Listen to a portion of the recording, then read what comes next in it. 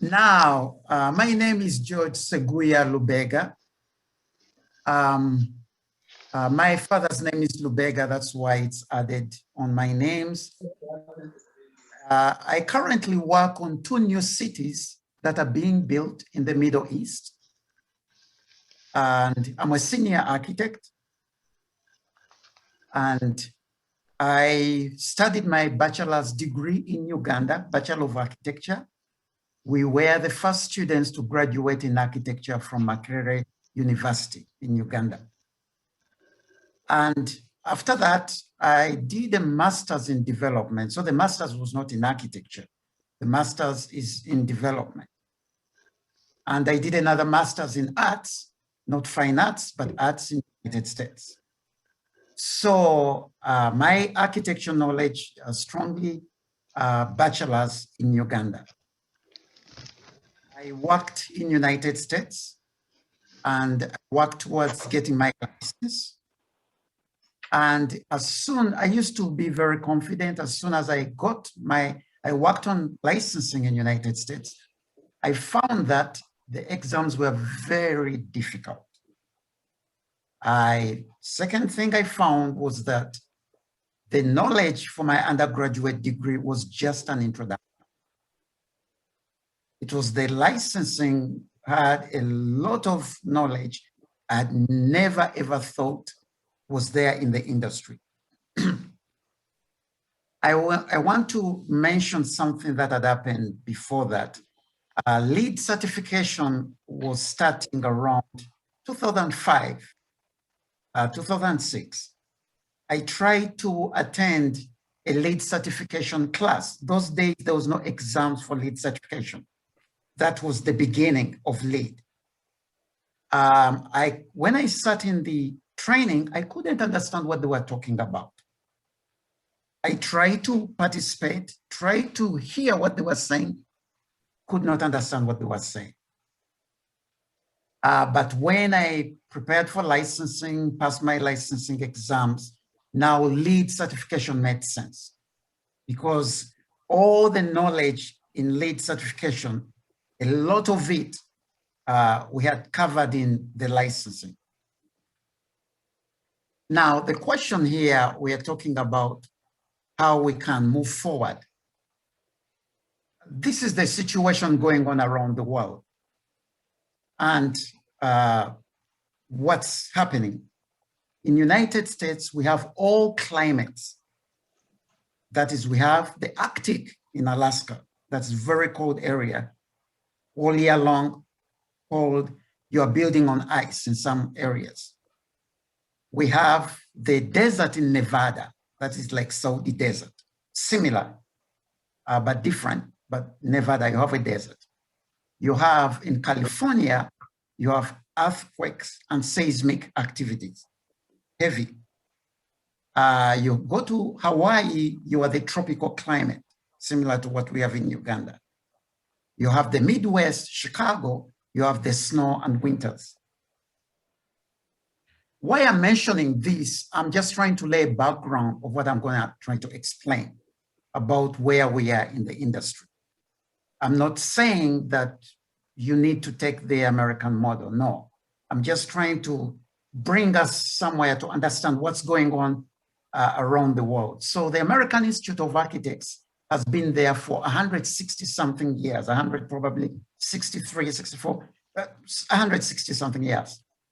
The Royal Institute of British Architects has been there for over 180 years. You can imagine in young countries like Uganda, the Architecture Association has been here maybe 15 years. So what am I coming to? There are new trends that have emerged in the world. We are in the global system, globalized. With the global system, we are, relying on each other to achieve what we are doing. The vaccine was developed somewhere and it's going to be used all around the world. Now, why I'm bringing all this about is just to try to explain something. First, the building codes that we are using to design our buildings and to certify our buildings are mandated by governments in many countries. By government, I'm not just meaning the federal or national government. I also imply the city government. They take too long to change. Usually, if you've been in a city, you realize that the building codes take a certain amount of time to change. They can take maybe 10, 20 years. And then in some situation in countries, if the government, the parliament has even to vote on certain changes. So the city codes in certain countries take long. Now, that brings us to another thing that is happening. The architectural associations that are licensing architects, they also are the next to the building codes and city codes. They also change, but not as slow as the government, but slower than other organizations I'm going to mention. So like the American Institute of Architects changes the licensing every 5 to 10 years. There's something new they're bringing in. They might insert in new information, but there is a general kind of overhaul that takes place probably around 5 to 10 years. The building codes take longer to change.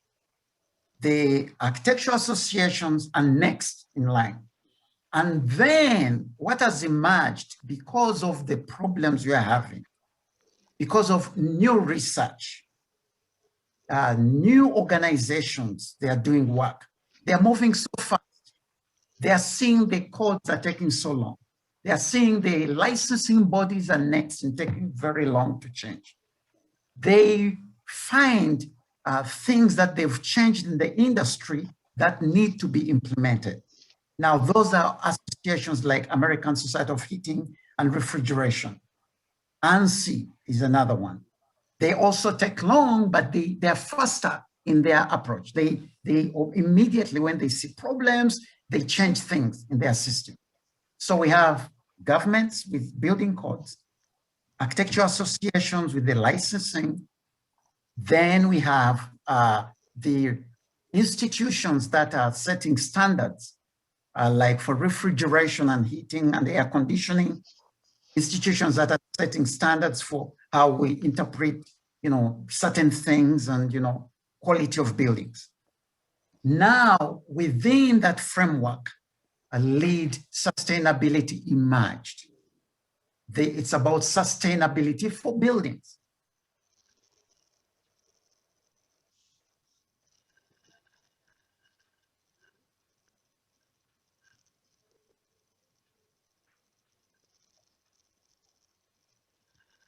Okay, well, I George, think we'll try and get we'll try and get George online. Did he get a heart attack or what? Was this the African disease again?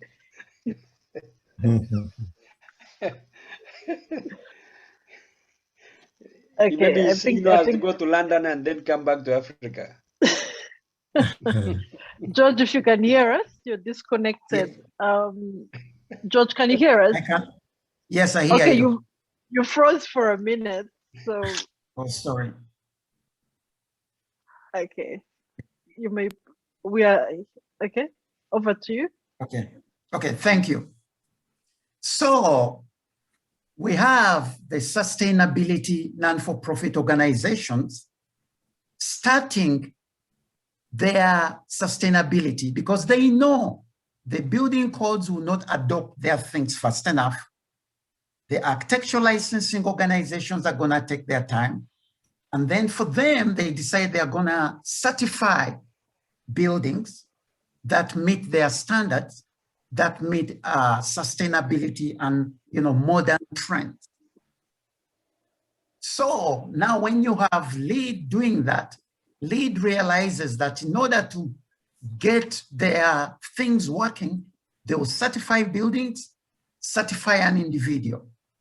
The individual is certified is architect or any other person who is going to implement the sustainability standards in the building. Future, LEED requirements might be part of the building codes, but right now they are not. LEED requirements are architecture strategies in buildings. So I think you see that now we are in a global system. We have the building codes with the cities. We have the licensing bodies, international bodies like American Institute of Architects, South African Institute of Architects, or Society of, and then you have the Royal Institute of British Architects, second tier, I mean, in terms of how long, how long they take to make changes. Then you have the standard setting organizations like ASHRAE and European standards. And then you have the LEED who are not going to wait. They're not going to wait for the government. They're not going to wait for the licensing bodies. They're going to certify buildings and at the same time certify individuals. So now that's where we are in the industry. There are LEED certified buildings in Nairobi or in Kenya. What does that mean? The government might not have passed building codes to meet that. The licensing bodies in Kenya might not, licensing architects might not have got there, but the buildings get certified, that they are LEED certified. They're meeting certain sustainability criteria. Now, it is not alone. There is well certification. Well certification is different from LEED in that it doesn't deal with the environment. It focuses on human well-being versus the things that are inside a building and a house. That's well certification. So they are also certifying buildings and individuals. Now, LEED is doing similar to what the British are doing called BREEAM. BREEAM is the sustainability standard that's being used in Britain, predominantly developed in Britain. They do something similar to WELL, where they come and do tests in the building to make sure the buildings are meeting the requirements. So with that said, you see the government with building codes. We have the International Building Code now. That was developed by many countries. The International Building Code developed by ICC is being used by so many countries. It's being used in Saudi Arabia, was in Kigali, Rwanda. They are using several aspects of the International Building Code. United States, they're using, many cities are using the International Building Code. So now that one has taken probably maybe so many years. It got developed and it's there, but it's being adopted by governments. The licensing now in United States is mentions sustainability and mentions a bit of aspects of criteria for sustainability, but it's not yet employed the entire LEED certification strategies as part of the licensing. So equally, they have not brought in entire WELL criteria certifications requirements in buildings. So that's something with RIBA, Royal Institute of British Architects. So with that knowledge of where we are in the industry, and we are moving so fast, the technology, the licensing requirements, the knowledge issued everywhere, we need something new in Africa that can help us get ahead of what's going on. I think that's nice, George. If you can just tell us what is LEED in full and what is WELL in full? Okay, LEED is leadership in energy and environmental design. WELL is basically an acronym. I don't have the term in my head, but I'll read it for you. And while you're reading that for us, I think you mentioned something important just now when you closed. You said we need something new in Africa for us to begin, like for a higher revival, if I might put it that way. Maybe at this point you've given us a mouthful, very, very strong points. Maybe let me ask Professor Moshe and Plana Ikechukwu to come in here. What are your views in terms of Botswana and Nigeria? Is this just before it comes in, let me mention something. All right. I don't think there is a I don't see the word even in the handbook. I don't see it defined.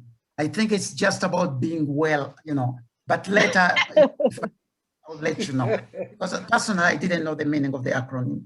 But yes, let's pass on to Professor and other people. Thank you. All right, just to get that sense of, because obviously traditionally in a lot of African institutions, we know that you do your bachelor's, you do your master's, you do your PhD and so on, or you do your bachelor's and this, but then what I seem to see is that a new, an alternative approach to upgrading our skills and capacity. Maybe Prof. Moshe, if you want to come in there, what's your view? When say Prof. Moshe, you have extensive experience in academia and private sector, and as a consultant, you've been in the field. You're in the field of architecture. You've been dean. You're the chair of research in the built environment. How do you see Plana Ikechukwu? You can come immediately after that, and Professor Mwanchi. Thank you, Jennifer. Thank you, everybody. It's nice to touch base with this team, and a very important and serious team. It's true, I've been around for quite a bit, and I've seen it all. Let me put it, having worked in 3 different countries, and the so-called African problem is following me everywhere I go. Let me start by saying that in most countries, what we find is that a lot of these issues which my friend has touched on, George, they are not addressed well in the curriculum. And that's why you find that there is always a mismatch with graduating with a degree program. Then when you hit the job market, you find that there is a disjuncture. And that's is a thing we are trying to address right now in all our programs, because a lot of our graduates, whether they are in economics, they are in engineering, architecture, or planning, they are now jobless, and you wonder what went wrong. Now, let me give you the experience of Botswana. In terms of education for professional programs, we have what is called the Botswana Quality Assurance Agency. It actually approves and licenses lecturers and institutions to run programs. It's a very rigorous exercise to actually get accredited by this agency. Any institution which is wanting to run a professional program and it's not approved by them, it just doesn't go through. You are not allowed to establish that program. In the area of town planning, architecture, engineering, quantity surveying, it is very helpful because our curriculum is informed by what the market needs. And always, every department must have what we call quality assurance division. At the same time, an advisory division, which helps to advise the education establishments to ensure that they actually bring in current rubrics, current thinking, the second revolution in terms of development and so forth. Apart from the National Quality Assurance Agency, we also have what we call the associations, which George was talking about. We have an association for architects, an association for planners, engineers, landscape design, and this again is another layer which makes sure that they observe the regulations in terms of development, as well as the knowledge we get is really answering to the profession. Any architect, any planner, any engineer has to be certified by this professional association. They are also involved, by the way, in endorsing the programs that are taught in tertiary education. So if you have any program, unless it is endorsed by these professional bodies, it just won't go through. And that is to make sure that the synergy is obtained between the training institution and the professional institution. Beyond this, we have what we call international agencies. For example, we have some of our programs accredited by the Royal Town Planning Institute of the UK for town planning. For architects, we encourage them to get RIBA, or they get the American Association of Architects accreditation.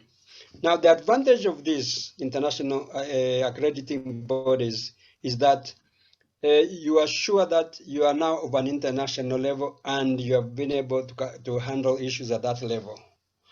Now, for an institution to get an international accreditation, it must have also, first of all, obtained its own accreditation by the home institution. In this case, it could be the Architectural Association or the Town Planning Association of Botswana. So there's that synergy again, which helps us to be working at that level. We have the Commonwealth associations, which also are international accrediting bodies and registration and certification institutions. So we work at that 3 levels: national, professional, international. Now, I like George's division that the certification is for buildings and then the certification for the individuals. Both of them are going together, because like right now, you find that we have other agencies like the Environmental Affairs Board. Every building, when one applies for a planning permission, for example, or building permission, it must be subjected to an EIA or an environmental management plan and a certificate obtained. Otherwise, the building won't get what we call an occupancy certificate. Now we are even moving in terms of buildings, going for green certificates for buildings. And those buildings which don't fit, they don't get their green certificates now.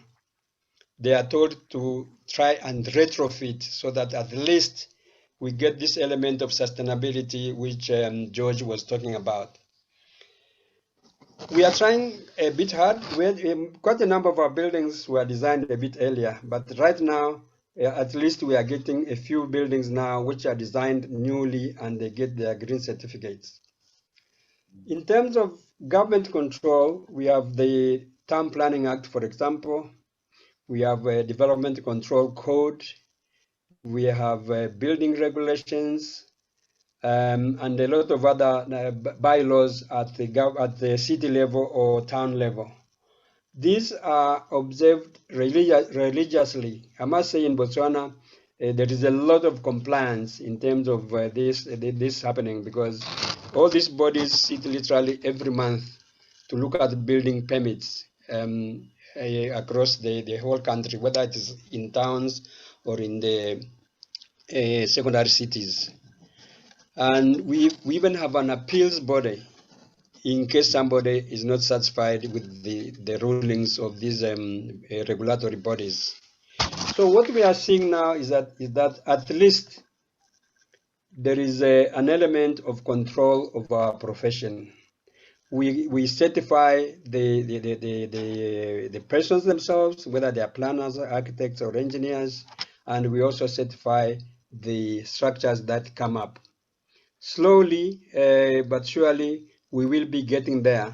But we have a very big challenge which comes from investors. They think that all these laws, all these codes, all these regulations or bylaws, they are delaying development.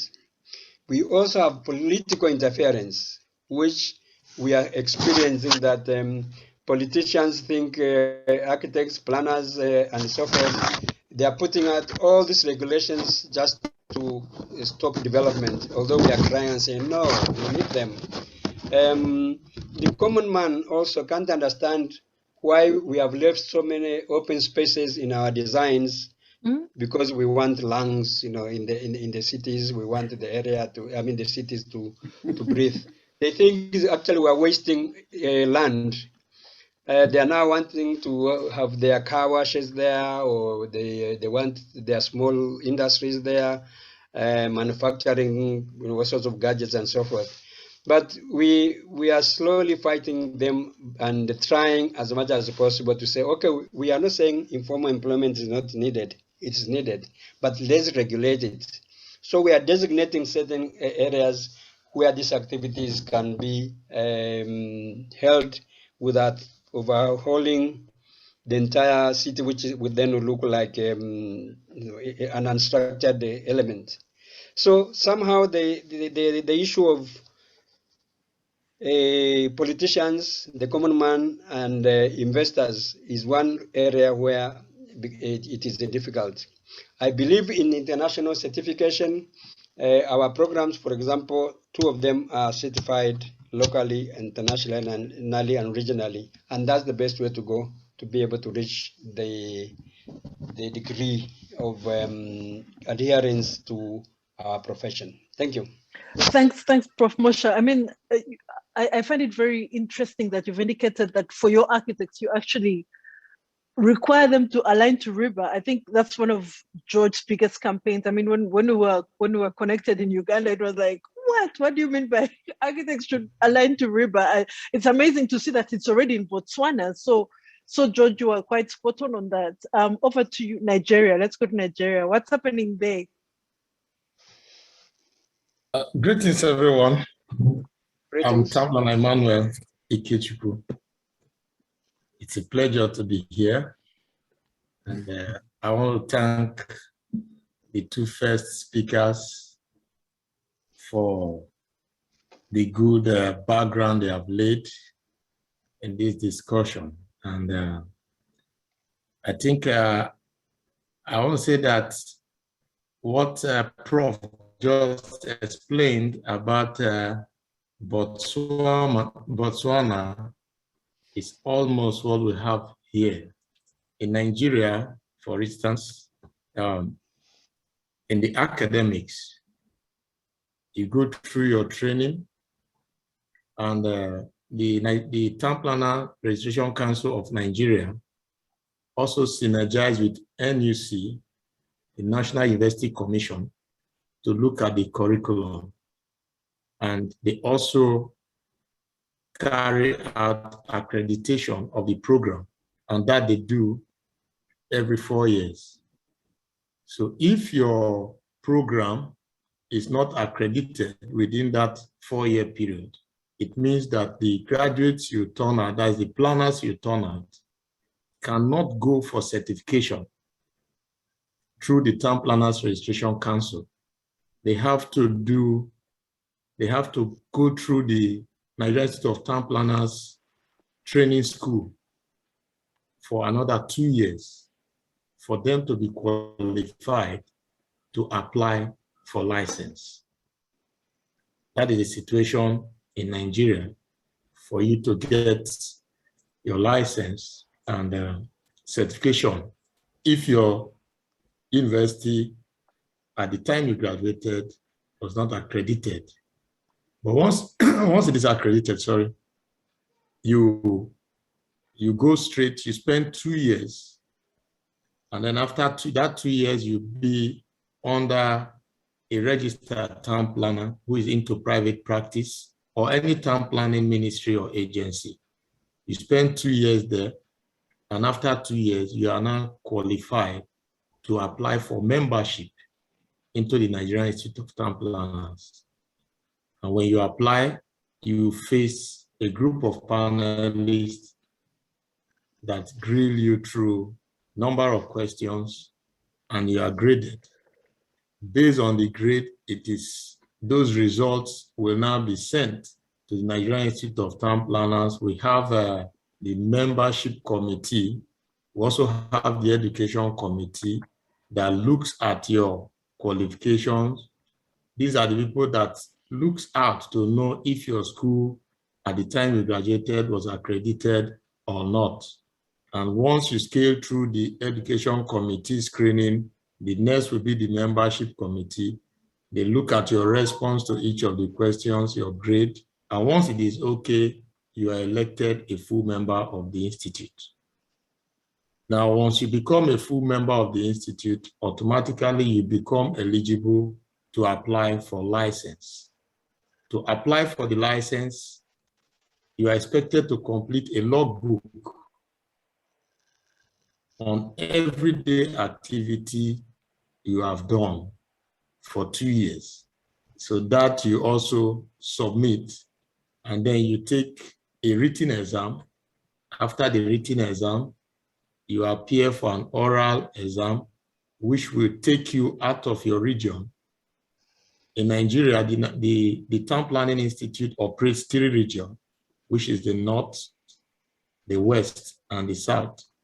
So you have option to pick from either of these 3 regions where you appear for your oral interview.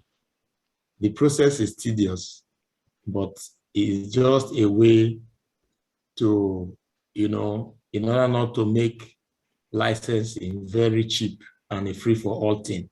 So by the time you go through it and come out, that will also make you to become more conscious to abide by the ethics and code of professional practice of the profession. That is on the one side. Then when you look at development, for instance, like building permitting, of course, it is only registered town planners that can prepare support documents for building approval to be issued.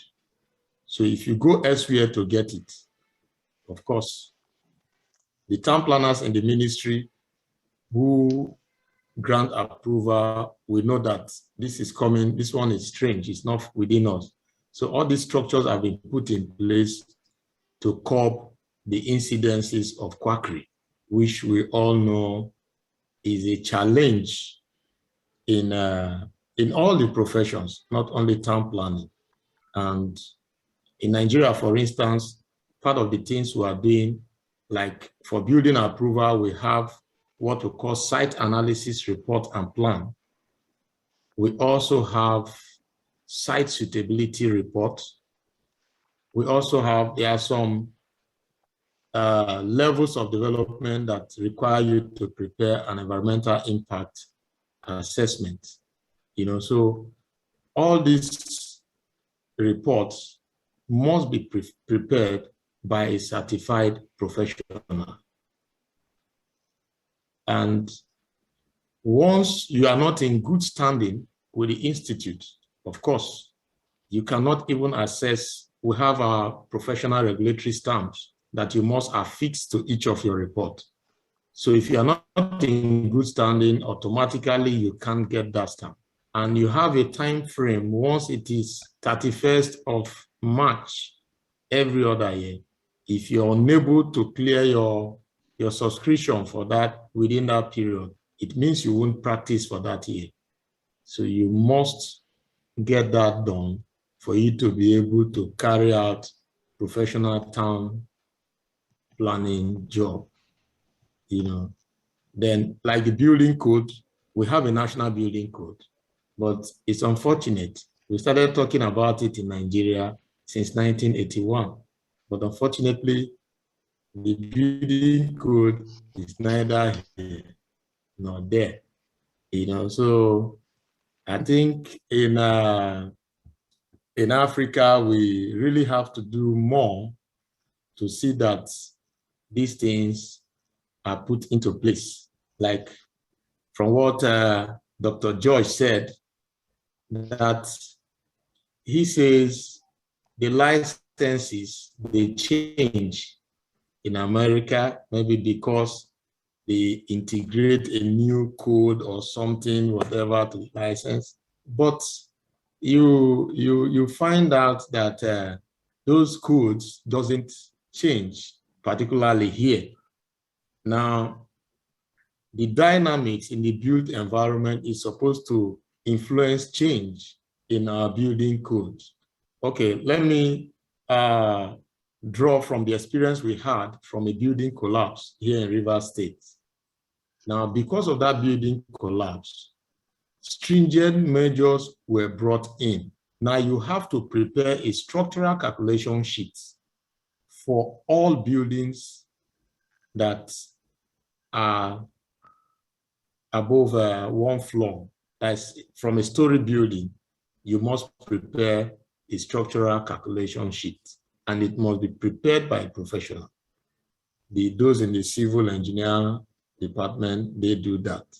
And now too, they have also brought in another condition whereby we have what we call interim certification.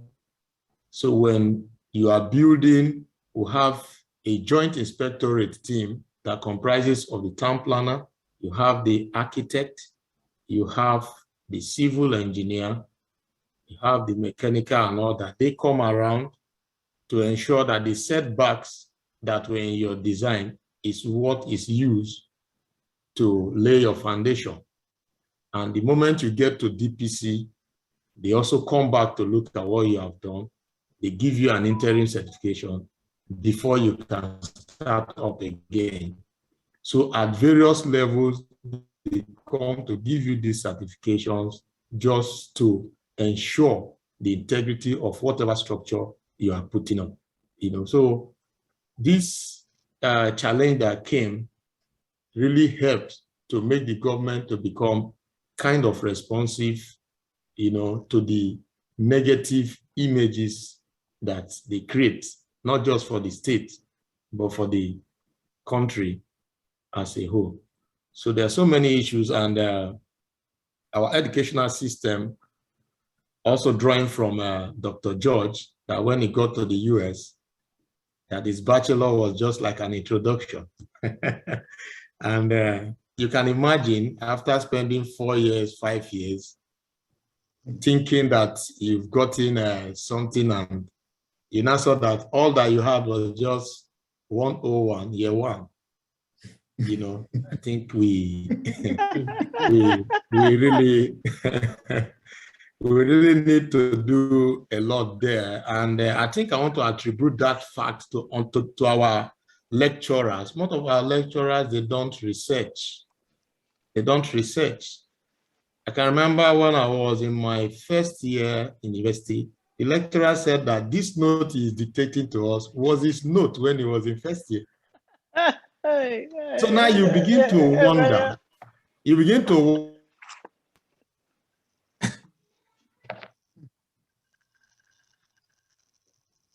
Okay, we're gonna try and get Emma back. wonder Emma, when he was in his first year.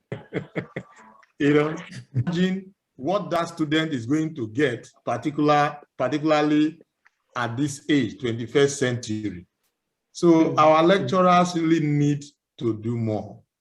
And we also have situations whereby when you go to the internet to research and try to, some of them get angry at you. That, are you trying to tell me I don't know what I'm doing and all that? I think our lecturers are also part of the problem. They're also part of the problem, and a lot more really needs to be done. And I believe when we put all this together, definitely we'll get somewhere, irrespective of the challenges we have from the politicians, whose interest is just what they want to develop, what they want to gain from that piece of land, not looking at the other side of it with respect to those that are staying or that are going to live around that place. And you talk about the real estate guys, no, their own is every space should be a plot. They feel that they are maximizing the use of land, but they don't know that they are creating problems. So I think there is need for synergy among all the professionals in the built environment. And that will also help us to understand our designs. When the architect does a design, everyone will understand this. I think we'll be able to lay a good foundation that will, advance sustainability in our cities. I think that's all I have to say for now. Thank you. Thanks, Planake Chuku. I think you and I were in the same class because my lecturer came from Oxford with a book and his notes, and he told us to photocopy them. So we photocopied his notes and we passed our design studio. So I think you and I had the same lecturer. Professor Mwanji, over to you in Nairobi. Just before thank you very Mwangi, much.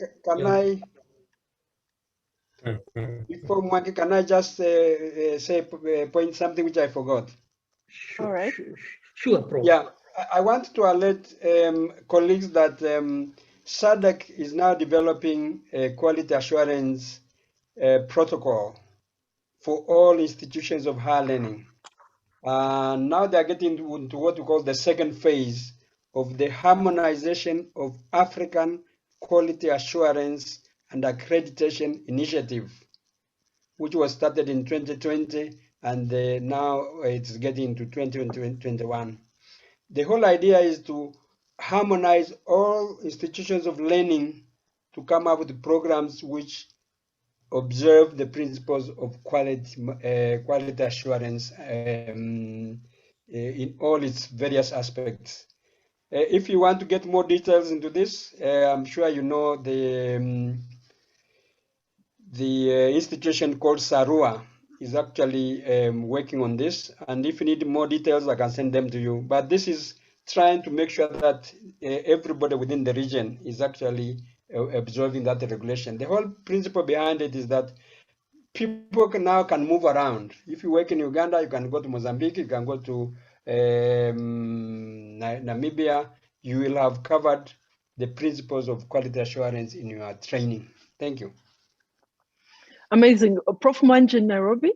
Yeah, thank you very much, Jennifer. Thank you very much, colleagues. Now, let me begin by saying that one thing we should acknowledge, or I wish we acknowledge, is that we are talking about professional work, professional behavior, and professions that are actually industries. They are industries in our society. And also, I also wish to note that unlike the West, George has put it very carefully. George, I'm also a graduate of Northern American University for my doctorate. Specifically, I'm a Canadian trained as a University of Waterloo, one of the well-known school of planning out there. So I'm familiar with the Northern America professional work. But what I want to say is that for Africa, professional industries, unlike in the West, have to be or are deliberately created. They are recent creations in our societies after independence. But in the West, like George has alluded, many years of work. Professional work like planning, architecture, engineering, as we know them, have been part of the Western culture. And therefore, for our countries in Africa in particular, our deliberate quest to create these professions are facing a number of challenges, primarily because professional practice, for example, in planning, is not part of the African culture in reality. In other words, it is not ingrained in our culture, particularly when we talk about planning at large scale. Our society would plan at their homestead, the traditional homesteads, but really when you talk about, for example, city planning, urban planning, regional planning, community planning, these are quite alien cultures, alien practices. And that acknowledgement is very, very important as we build these professions. Now, I have been involved in Kenya. I am when I came back from North America, I've been involved in setting up a professional institute. I'm the founder of the Kenya Institute of Planners, writing the constitution and so forth. That time we did not also have a planning act in the country, so I was involved in the first planning act in the country, that is Physical Planning Act 1996, and also setting up the board, which I'll talk about briefly. And of course, also at the university that time, I had done my undergraduate and postgraduate at the University of Nairobi. Another graduate was a science degree, from science part of it. And then having my master's planning at the University of Nairobi, which was a postgraduate program, and on to School of Planning at Waterloo for my doctorate. And so when I came back, one of my first things I did is also to initiate writing the curriculum. In fact, Professor Mosha has been our external examiner, and the curriculum that Professor Mosha, undergraduate curriculum that Professor examined us, we are still using it. We are just about to review it. It's me who almost single-handedly wrote it, of course, with a lot of strategic moves, because there was a lot of opposition. And it went through because I was able to marshal some external funding. And in fact, the time we took it, I was asked by the dean to help him take it to the Senate. The chairman was away, so you can see the kind of things we are talking about. So that's what under the bridge. But what I want to say is that once these structures were set, the act, the undergraduate curriculum, because I believe our master's and doctorate should be buttressed on a foundation of an undergraduate program. Secondly, our country, and actually East Africa have been undergoing a lot of population growth, urbanization, and therefore I felt strongly that we needed a program, an undergraduate program that produces a hands-on professional. And I think that's one of the things that we in Africa should do. We should strive, even as we produce people to work at policy level and research level, we also need to have a mass of people who are actually hands-on, working with the communities, neighborhoods in urban areas, and guiding the actual process of plan making, plan implementation, zoning, and the rest. So these are the things that the vision I had, and the history was on my side, because the three of them, both the curriculum, the act, and the institute, were set. But as we move on, we had a lot of problems, because definitely the new professional planners were taking away jobs from architects, from surveyors, and a host of other practitioners who had been used to undertaking these industrial professional industry jobs. So there was a lot of problems, and even those problems are still there today.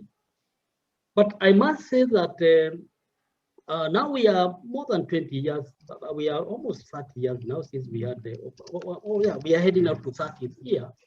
The Institute, we celebrated 15 years in 2015. But what is important for us is that we have not done very well in the country. Kenya underwent devolution. You have heard about Kenya's devolution. And of course, under devolution, we have new acts.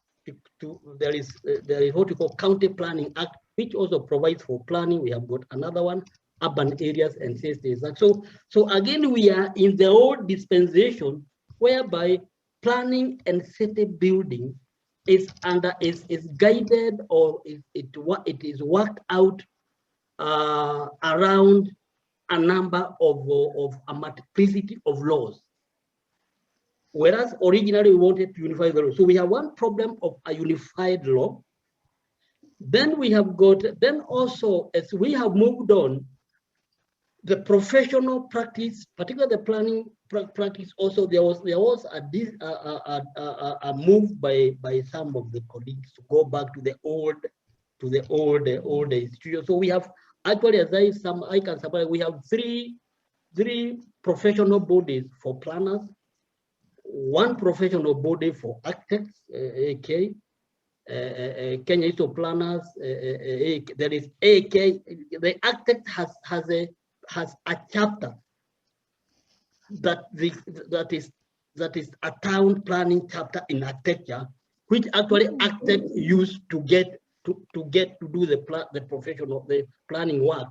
And then there is the Kenya Institute of Planners, which have got call it about 80%, 80 to 90% of all planners are in the institute. And of course, the other 10%, some are in the institute, in the AK or with architect, and the others are with a newly formed small body called the Town and County, because of the county, Town and Counties Association of Kenya, another branch. But surprisingly, in this age, we have been trained in the same, most of us have been trained in the same program. So on professional, in terms of professional organization, there is that disconnect. In the regulation, in the regulatory body, that is the registration and certification, I was lucky, my university and my department, when we made the law, the registration and certification law, we created a slot of the University School of Planning to be represented in the certification board. And therefore, the Vice Chancellor for about 3 years asked me to represent the university. And it is during my time in the Education Committee where we did develop the examination calendar, syllabus, and the certification exams, which are still used today. But because of some of the challenges, institutional and organizational challenges, I would say we have not done very well in having what you call a strong industry, a strong professional industry for planners. But there is a strong professional industry for architects because of the colonial history. In fact, the body was created during the colonial period, and therefore that's a very strong body. We have got also a very strong body. The architect in the country and quantity surveyors are regulated by one body, which was created before we got independence. This is the Borax Board of Architect and Quantity Surveyors. And also the construction industry managers, there is a new profession. They also linked there. But we have got also another body of engineers, board of engineers, which is an old body that also regulates the engineering side of it. And we have got also another body. This is ISK, the surveyors board. This is the government board that also regulates the land surveyors. So we have got this galaxy of professional and professions situated within government for regulatory purposes. And then the professions themselves are allowed to create their professional associations using what you call the societies of law. So professions organize themselves as societies, but regulatory boards are government is an act of government. So that the profession, a particular professional organization, has to work hand in hand with the board. And if there is no harmony in working, which in most cases it doesn't work, it has not worked very well. The only profession in the country that would work similar to the North American model is the Law Society of Kenya, because the Law Society of Kenya, it has been created by an act of parliament. So they need not have two bodies, one for professional collegial organization and the other for regulation, for regulating the profession. Now, I have brought these issues because they have implications on the procedures of certification, particularly international certification, because they will have to deal with the two agencies, except, for example, except the lawyers, because you have to deal with the professional association, and you have also to deal with the regulatory board. For construction work, we have got two bodies that deal with that one, that regulate that one, and those are the boards that work. The first one is the National Environment Management Authority that deals with the issues of environment. So EIA certification and compiling of the EIA plans and the reports and audits are done or performed by individuals, professional individuals who are certified and regulated by the National Environment and Management Board. And then we have got the National Construction Authority. National Construction Authority is the one that has the mandate to regulate and certify all buildings, except smaller ones that are left to local authorities. But mainly the National Construction Authority is responsible for certification and the standards for construction work. And even where you have got local authorities handling the smaller ones, it does that one under delegated authority by the National Construction Authority. I think I can stop there.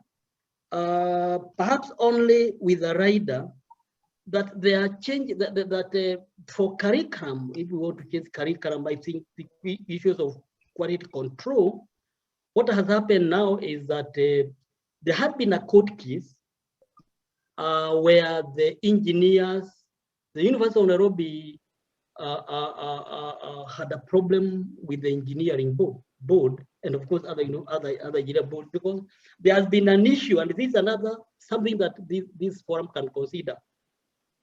In terms of the curriculum, the training curriculum at the university, who has more say?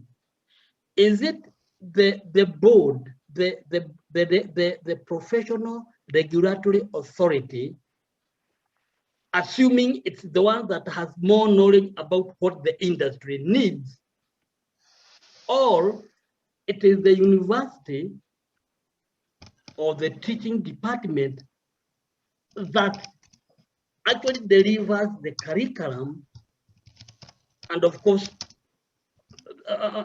so there is that dilemma, who should, and this issue went to court, and the court decided that no, the regulatory board, what should happen is not for them to police the university, and the university, they will not register certain individuals because they have not certified or had a say over the program. And what is emerging now is that, and this is what we are doing in the university, is that there is the requirement is that when the university starts coming up with a curriculum, a planning curriculum, an architectural curriculum, a curriculum to train engineers, what you should do is that there must be in the schedule of coming up with the curriculum, you must indicate the forum, the dates, the time, and the forums that you got the professional bodies to get involved, the government officials, the relevant government agencies got involved. If there are international agencies, when they got involved, and those kind of things, so that finally, when the curriculum is produced and it will have to be sent to the Commission for University Education to be approved, it is not, it should not be a contest. There should be no contestation that we were supposed to regulate, but we were denied. But it should be seen as a co-productive produced activity by the two sides, the teaching departments and the regulatory authority. So that's what is coming up, and I think I should stop there. I hope I have. It's now clear from my side. If I have left anything else, I can respond much later. Thank you very much. Thanks, Prof. Manji. That from Nairobi. I think, I mean, that's a different. I don't want to say advanced, but it's a very different environment Kenya is in. Very different from Botswana. Very different from Nigeria. George, we're gonna get back to you just now, but maybe let's take advantage of Mona's presence and just find out what's the registration and licensing environment like in Sudan, whether it's from the architects or from the town planners or the two combined. And then George, we're gonna get back to you just to give us a sense of what do you think, because you obviously you've done so many of these qualifications on top of your master's and your bachelor's and all that. You've gone into a very different, unique field. So we'll hand back to you. Just give us a sense of now that you've seen the sense in the different African countries. I mean, where to from here? To me, it seems that some of the things we're going to have to debate, as we look at it from an African perspective, is how do we begin to level the ground? Because different countries are definitely at different levels. I mean, you can't compare Botswana to Kenya. I don't even want to talk about Uganda. I don't want to talk about South Africa now. Let's take advantage of Mona's presence and talk about Sudan. And then I'm going to hand back over to you, George. Just give us your sense. Mona? Thank you, Jennifer. So in Sudan, actually, we have maybe first to consider who is an architect and who is a planner. And that start with the institutions that certify architects. So most of architects are considered as engineer. So you will be definitely considered from the Faculty of Engineering department, for instance, an architect. But the thing is, we don't have like that happened lately, maybe before just 10 years, we have one only faculty of planning. And most of the architects get graduated from architect and, for instance, other planning certification, maybe spatial planning, environmental planning. So you will be considered as an architect and a spatial planner, or an architect and environmental planner. All of the engineer get certified after the graduation for a different position. So they will get certified from the engineering council in Sudan, and all the engineers, the fresh graduate engineers, considered at that council and get the certification. That will be like directly after the like get, for instance, your bachelor. But the problem is they are not focusing on international certification. So you will be directly considered without just with your certification. For instance, all the institutions.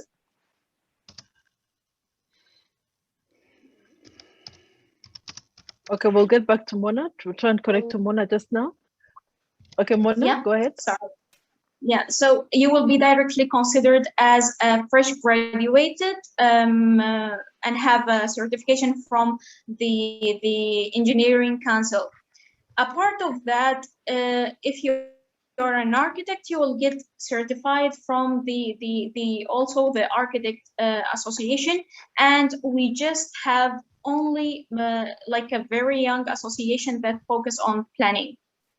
After get an experience, maybe 7 years, you will be considered as experienced engineering, not an architect, and that is like also one problem. So every architect are linked to that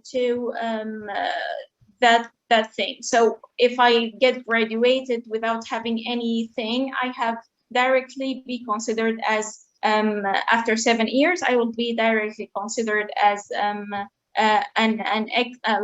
experienced engineer, not architect. The third step, you will be considered as a consultant after 15 years from the graduation. So what counts here is your graduation, certification. And we just have one association focused in planning, and that none of them are focusing on international certification. So you have to do it by yourself. But the thing, like lately, before 5 years, they start maybe private, let us call it private training centers that focus on teaching, just not even offering exams or anything, because most of the international exams you have, for instance, to travel to Egypt to have the PMP exam, for instance. We don't have it here in Sudan. The first step we need here in Sudan maybe to raise awareness for the graduated architects and maybe planners as well, to think a bit about having the international certification than focusing just on the postgraduate studies. So if you ask any maybe young architect, what do you want to do regarding the international certification, he will start like, no, I want to get like my master's and maybe focus on my PhD, and that's it. What happened actually in Sudan. But the thing, as George mentioned before, we need maybe to raise awareness that the certification really matters. It's very important to improve your profession. Actually, you are an architect, so definitely you will be working on the building. So you need not to your postgraduate the postgraduating studies. You need to know more about the building informations. You need to know more about how to get those buildings sustainable. You need to know more about the architect to focus on your specialization. That is the difficulties in Sudan. Thanks so much, Mona. I'm going to hand back to you, George. I hope you've also seen what's been happening on the chat. Yes. This is mind blowing to see the levels of, how different we are as African countries. Right from Nigeria, I was mainly touched by. I like the regionalism in Nigeria. I haven't seen that in any other country, where you must go train in different regions. I haven't seen that before. And I think that's very unique to Nigeria. But I don't know whether to say, thank God I'm not in Nigeria, because I don't know how you move around your regions. But I think that's very good. Also, the strength with Botswana, the connection to RIB and AIA, I think that's very unique to Botswana. I'm blown away by that. Mona as well. It's amazing to see the effort, but again, I'm just concerned about the duration. If we're talking 15 years, so if you're doing adult education, supposing I start at 30, so by 50, I'm still in the queue to register. Professor Manji, that's a mouthful, and thank you for letting us know you're actually the brain behind some of your institutions. I think it's luck for us. Sometimes they say you must be in the right place at the right time. I think all of us are in the right to meet you and just to see the effort and what it takes. Back to you, George. Yes, thank you so much. I think this is very amazing and impressive, what is going on in every country. And Professor Moshe has been posting some notes here, which are very interesting about, our association.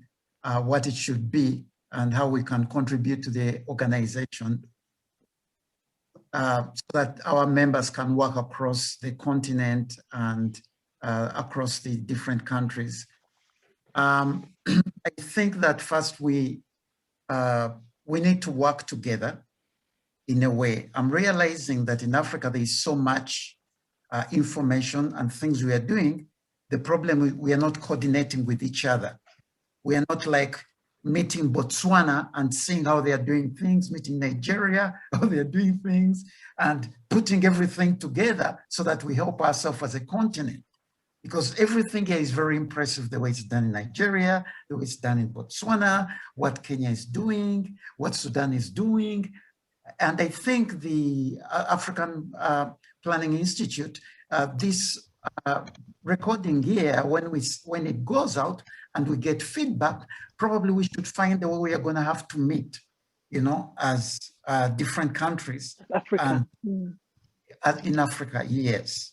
This is going to be very important. And what Professor Moshe mentioned about the harmonization of African quality assurance and accreditation, we need that connected to Uganda. We need that connected to other countries in Nigeria. I think when we do all this, we are going to really be a very powerful organization and our profession will be so advanced. Thank you so much. I think there's so much here we've learned. We just need to, get feedback for it from other, colleagues, and then see how we are moving forward with all the information. I think, Chair, if you allow me, one little bit I would like to say, to just put across for this forum, is that it's very important what you have said in terms of AIP would really play a very big role by sort of helping us to harmonize. You can see when you hear from Sudan, when you hear from Kenya, Botswana, is really, there is quite a number of, quite some effort has to be made to even out, because that's what George is saying. There is something we need to even out, so that, and standardization is one of the things that should be done. But also, as I want to indicate, is that when I have realized we have some of these problems in East Africa, what I have done in consultation with the planners from 7 countries, meaning from universities, what we have done is that we are on a project, it's just about to take off, to write a book. And the book is planning in Eastern Africa. I have already finished that concept paper. I have distributed to our colleagues, 7 countries. Currently, we have identified 7 countries. These countries are Kenya, Uganda, Tanzania, Ethiopia, Southern Sudan, and Burundi and Rwanda. Those are the countries that are already on the project. We are just about to start. We were messed a little by COVID, but now that I said I'm now not in the administration, this is something that we have talked with the colleagues, particularly from Tanzania. One professor there we have worked with, but also I have talked to people, to colleagues from Uganda. I'm supervising a doctorate student from Uganda, Amanda, who is currently now in Kenya. So what I'm trying to say is that if, for example, there is a book, just a book that has documented the experiences of planning, for example, in Eastern Africa, and then we have another one that has documented planning in the SADC countries, Southern Africa, for instance, and another one from West Africa. We would, maybe another from North America, we would be coming closer to sharing the experience, because our main aim is that planners or actors or policymakers in Kenya, when they are making their policy decisions, they don't know what is our Tanzanian or Ugandans or Rwandans are thinking, their resource base, their experience, and yet these countries are in what you call either COMESA, East Africa Community, or in SADC or ECOWAS. And yet, as planners, we have no template, a regional template to put on the desk whereby, let's say, the head of SADC can refer to about Southern Africa countries or Eastern Africa countries in Arusha and so forth. So this is something that it's off. We are trying to look how we can go about, but we have started because we have finished. Actually, we completed last year by November, and we have talked to most of them. We have already compiled some of the others. We are still going through putting up the team, and I wanted just to indicate that this is one of the efforts that we professionals, and also in the university, professional, but at the same time also in universities, try to help our country, because if you go to European Union, you'll find that these are some of the things that they are doing. Canadians and American and the US people, they actually work together. I was a member of Canadian Institute of Planners, and they work very closely with the American Association of Planners. So this is something that the API would really help. Thank you very much. Thank you, Professor Mwanje. I think you've given us a very strong summary and a lot of things to take away from today. And like George said, I think this is a very interesting, a very important discussion that we've had, and just sharing it with the rest of Africa. We're going to put it on our social media, and our audience is the whole of Africa, so that the whole of Africa can see the importance of licensing and registration and how far apart we are. I mean, today we are represented by 5 countries, but you can see how far apart we are. So you can imagine if we had invited the whole of Africa. So I think, Professor Mwanje, you've summarized it very, very spot on, especially the lack of a historical track record. I mean, we do not know, for instance, the whole Eastern Africa, SADC, Western Africa. Nobody knows what the other country is doing. Therefore, we are so apart. Imagine the situation in Sudan where you have to go to another country for your project management professional registration, while you can find in Botswana it's already connected to the Commonwealth, and then you find in Nigeria, the Nigeria process for screening is extremely stringent, and I like the way Planner Ikechukwu said you go through the panels of screening just to check whether you're ready to actually go into practice or not. I think coming out of this is obviously we're going to post this out on social media and see what feedback we get. But what's critical for us is to see how we can begin to level the ground. Unless we level the ground, we will remain fragmented as Africa. And because we're fragmented, we cannot have an impact on the continent, the impact that we want to see. Panelists, I'd like to thank you so much for making the time to come for this discussion. Once again, I really want to thank the key discussant, Architect George Lubega, Professor Mwanje from Nairobi. Thank you for making it. Planner Ikechukwu, we discover we had the same lecturer. Thank you for making it. Mona, Architect Mona, awesome. So much. Led the discussion there with a question that led us in that discussion. Professor Mosha, wealth of experience. Thank you for making it, and thank you for sharing your experience, Professor Mosha, and all the notes on the chat. We're gonna see how we can link the notes on the chat to the video so that whoever watches this can see the connection. Hope you're welcome to the discussion. We are into our 5 minutes of closure. And to all of you who are watching, thank you for joining us, and leave your comments, leave your questions, and we will be having follow-up seminars on this. This week we have just come out of our conference week where we were in Uganda, we were in Nairobi, we were in Uganda, we were in Nigeria, we were in Cameroon, and we were in Khartoum. So this weekend, we just wanted to pull out one of those topics and just go deeper into licensing and registration. And thank you, Architect George Lubega, for allowing yourself to be vulnerable and sharing your wealth of experience on this. It's a very complex topic, more than I anticipated. And in subsequent seminars, we'll go deeper into this topic.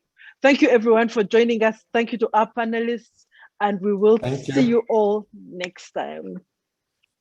Thank you, Jennifer.